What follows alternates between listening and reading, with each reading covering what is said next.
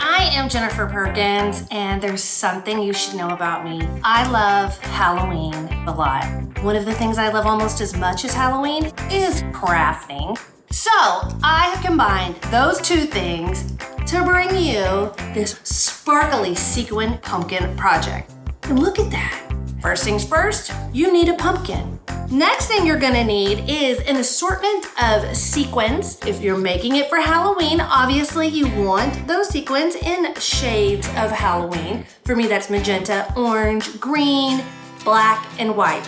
Googly eyes, I am partial to the kind that already have sticky on the back because it makes your life that much easier, and who doesn't like that? The next thing you're gonna need are pins. The one thing you really want to look for is that it has a little head on it because that is going to catch your seed beads. Seed beads are just those little tiny beads that you get in the jewelry department. You just want it to not go over the head of your pin. That's the important part. All right, so the first thing you're gonna need is to make some sequin sandwiches, as I like to call them. And let me show you why I say that. Really, what you're doing is building up sequins with layers. Got a few others here. They don't have to be as intricate. You could just do a couple of different colors.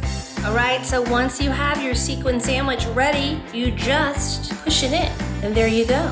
And you would just keep repeating all the way around in any which way that tickled your little crafty fancy until you get something like that. You can just do the top like I did, or you could do the whole thing. You don't have to leave that much negative space. It's completely up to you. And that is one of my fun Halloween tips and tricks. And this was made by Jen.